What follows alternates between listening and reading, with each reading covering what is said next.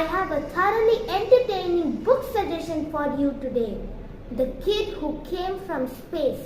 It is about a boy who teams up with his friends and embarks on a mission to bring back his twin sister who has been abducted by aliens and is held captive in another planet. Interested? Stay tuned.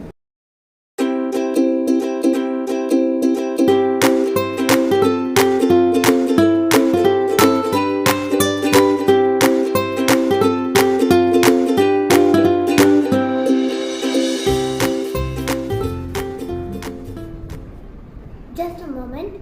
I'm trying to contact someone I know who will be interested in this topic. He's my pen pal. Or should I say radio wave pal? Because he comes from another galaxy. He says there are no names on his planet, so I just call him Wave.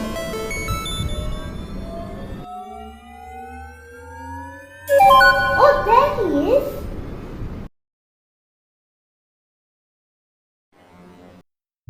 Titled to Blue Planet.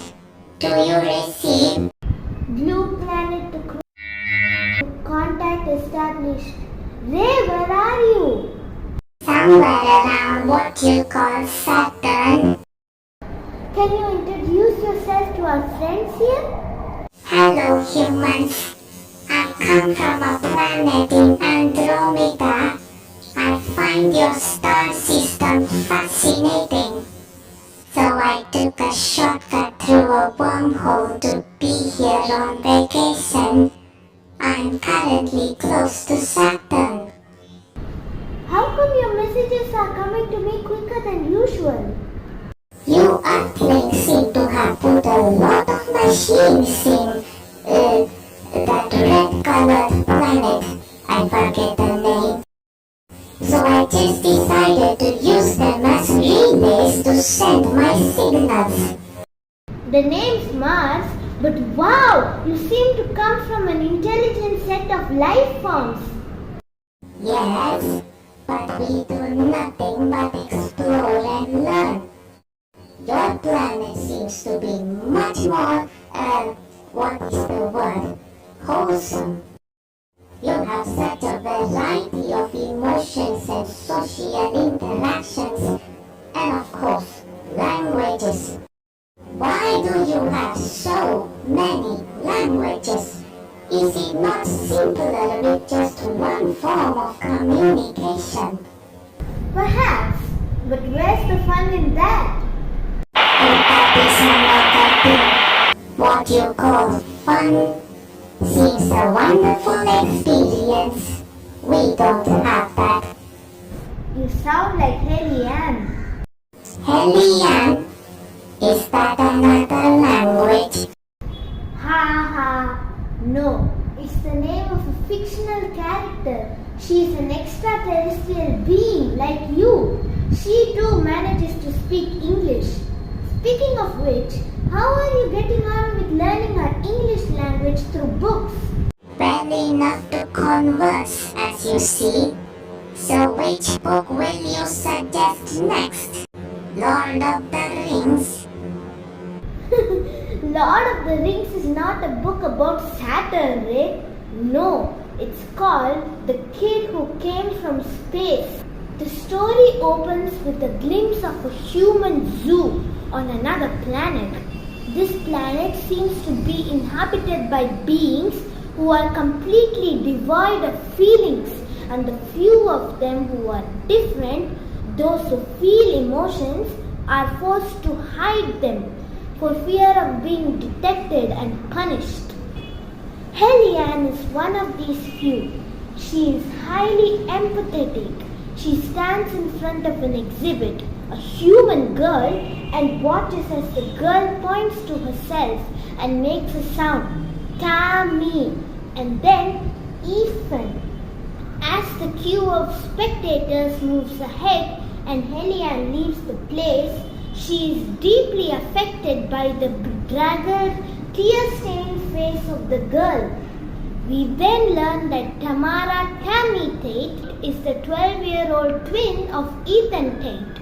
They live in a village in Northumberland.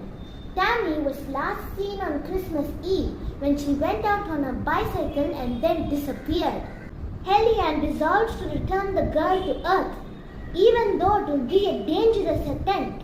She knows that if she fails, Cammy may forever be held captive as an object of observation and study. Ah, what a revolting thought. For the record, we would never do anything like that. We merely explore to gather knowledge.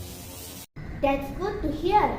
But unfortunately, in Hellianne's planet, that is not the case. The inhabitants are super intelligent beings who are able to perceive many more dimensions. So they can easily manipulate space and time for interstellar travel. They maintain an area where the exhibits are humans cloned from originals captured from Earth. Hellianne and a few others are the only compassionate ones who feel that this is all wrong. Hellianne tries to use an artificial intelligence spaceship called Philip to access Earth.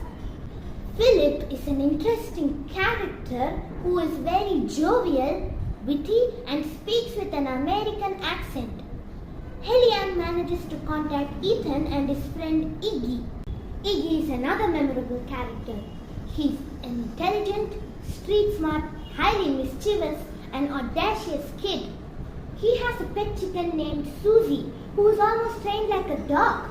As they cannot reveal the presence of Hellianne among humans, they team up in strict secrecy to plan what is to be done.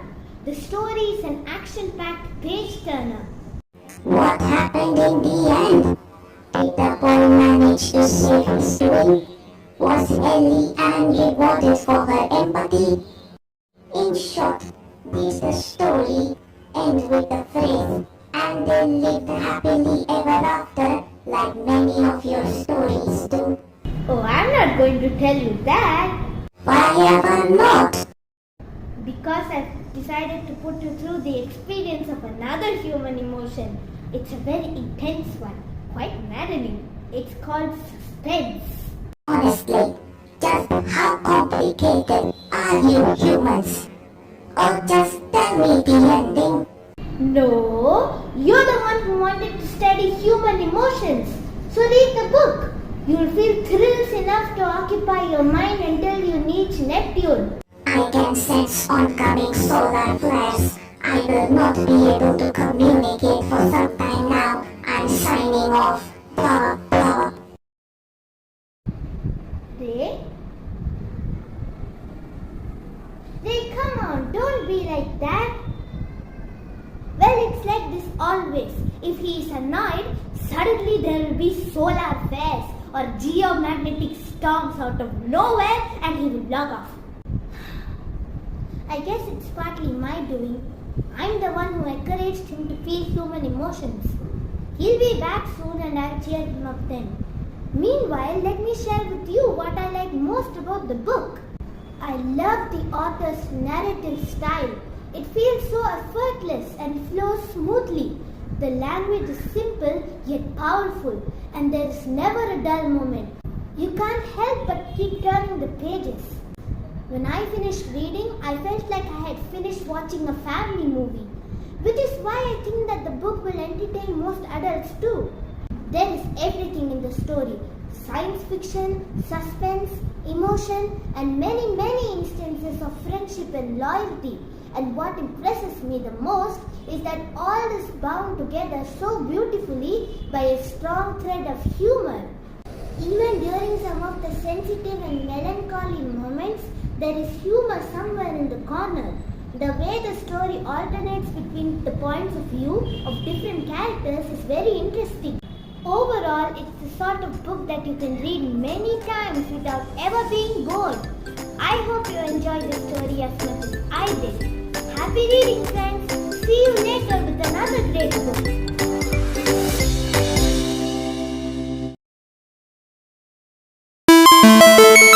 Finished reading the book. Finally, I know what happens in the end. Suspense is a thrilling emotion to experience. He was right.